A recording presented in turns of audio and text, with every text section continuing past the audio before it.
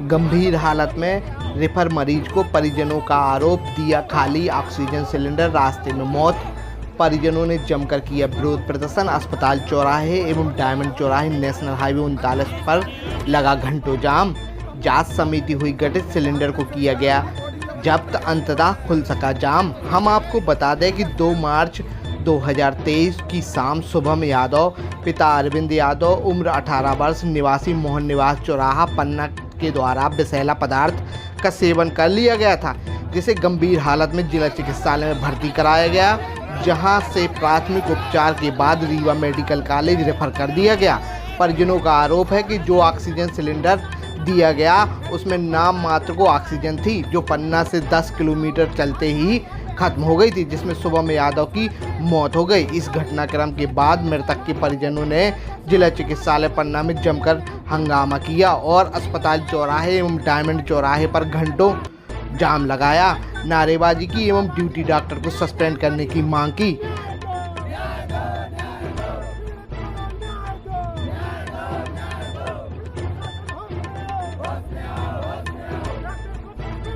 दवाई का सेवन किया हुआ था, डॉक्टर साहब को लाके दिखाया।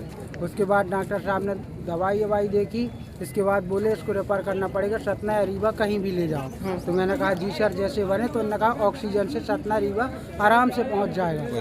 तो सिलेंडर आने के बाद किसी ने कहा कि सिलेंडर खाली है लगता डॉक्टर साहब। डॉक्टर साहब ने कहा मैं डॉक्टर हूँ या तुम लोग, तो हम लोग डॉक्टर साहब की दवाई लिखी ही खा लेते हैं, क्योंकि अब ये तो जानते नहीं। और सिलेंडर उन्होंने दिया, इसके बाद सकरिया सिलेंडर पहुँचने के बाद ख़त्म हो गया।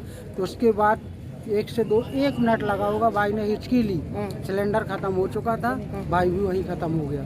इसके बाद सतना गए, डॉक्टर साहब ने कहा खाली सिलेंडर था, पन्ना का प्रशासन कुछ नहीं कर सकता, अगर दवा इलाज नहीं कर सकता कभी जब सिलेंडर नहीं दे सकता। बोले सीरियस मरीज को अगर फुल सिलेंडर नहीं मिला, खाली सिलेंडर है। फिर मैंने यहाँ आके डॉक्टर साहब को दिखाया, उनने भी बताया। उसके बाद स्टाफ ने कहा ये प्रशासन की चीज़ें ज़बरदस्ती मांग रहे थे, सिलेंडर रख के जाना पड़ेगा। लेकिन हम लोगों ने भी कहा भाई खोया है, सिलेंडर कैसे जाएगा। हमने कहा पब्लिक देखेगी, शासन देखेगी, फिर न्याय देगी कि इसमें खाली है, भरा रखा हुआ है। सबको अभी भी दिखाया तो खाली सिलेंडर है, आप लोग भी देखिए रखा हुआ है सिलेंडर। और इसके बाद डॉक्टर साहब ने पूरी गलती डॉक्टर क्या नाम है आपका?